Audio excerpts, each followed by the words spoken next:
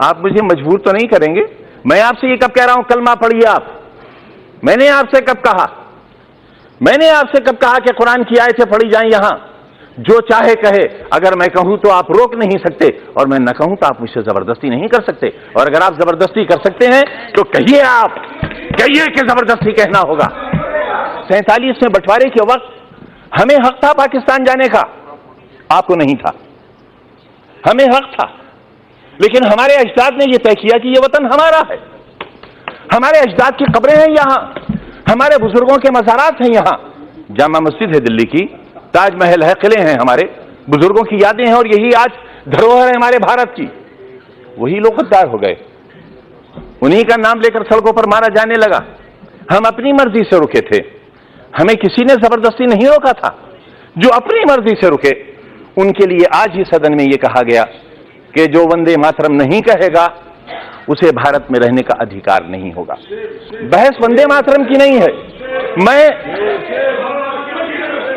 मेरी बात तो सुन लें आप, मेरी बात सुन लें, हो सकता है आपको शर्मिंदगी हो। बात वंदे मातरम की नहीं है मान्यवर। अगर कानून की बात करूं तो सुप्रीम कोर्ट कहता है कि वंदे मातरम के लिए मजबूर नहीं किया जा सकता, सबसे बड़ी अदालत वो भी है। लेकिन अगर आपने इतिहास पढ़ा हो, रेशमी रुमाल तहरीक, हिंदुस्तान को आजाद कराने के लिए कितने उलमा ने फांसी के तख्ते चूमे थे। देश में न जाने कितनी मिट्टी की पहाड़ियां वो हैं जिनमें हमारी लाशें आज भी सड़ गई होंगी, लेकिन उनमें दफन है। रेशमी रुमाल तहरीक में अगर आप रेशमी रुमाल की तस्वीर देखेंगे तो उस पर भारत मां की तस्वीर छपी हुई मिलेगी आपको। ये रिश्ते कब थे? ये 1942 में जब हिंदू और मुसलमान ने एक बर्तन में खाना खाया था, तब अंग्रेज को लगा था कि वो अब हिंदुस्तान में राज नहीं कर सकेगा, और 1942 से ही उसने अपना बिस्तर बांधना शुरू कर दिया था, और 1947 में हिंदुस्तान आजाद हो गया था। हम आज भी एक ही मोहल्ले में रहते हैं, एक घर में बैठते हैं, हमें किसी को एक दूसरे से डर नहीं लगता। लेकिन जब हम चुनी हुई संस्थाओं में आते हैं, जब वोट जैसी चीज हमारा मुकद्दर बनने वाली होती है, तब इंसानियत के सारे रिश्ते हमारे टूट जाते हैं मान्यवर। इससे देश बहुत कमजोर हो रहा है, इससे हम बहुत कुछ खो रहे हैं। आप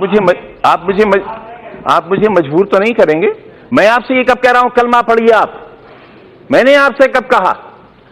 मैंने आपसे कब कहा कि कुरान की आयतें पढ़ी जाएं? यहां ये लोकतंत्र का मंदिर है, ये संविधान का मंदिर है। जो चाहे कहे, अगर मैं कहूं तो आप रोक नहीं सकते, और मैं न कहूं तो आप मुझसे जबरदस्ती नहीं कर सकते। और अगर आप जबरदस्ती कर सकते हैं तो कहिए, आप कहिए कि जबरदस्ती कहना होगा।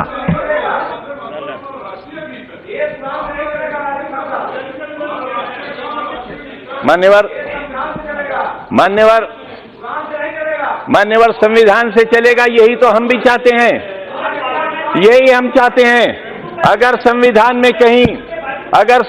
में कहीं किसी मजहबी किताब का कोई श्लोक, कोई आयत पढ़ने के लिए कहा गया हो, मैं सबसे पहला व्यक्ति हूंगा जो इस हुक्म पर नतमस्तक करूंगा। मानो संविधान को। मैं भी यही कह रहा हूं, हमें संविधान को मानना चाहिए, और जो लोग संविधान को नहीं मानेंगे वो देश के साथ अच्छा नहीं करेंगे, क्योंकि ये देश बहरहाल सबका है। पूरा जिस्म हाथों से बना हुआ नहीं है, पूरा जिस्म पैरों से बना हुआ नहीं है। शरीर का एक हिस्सा खत्म कर दिया जाए, इंसान नहीं रह जाएगा।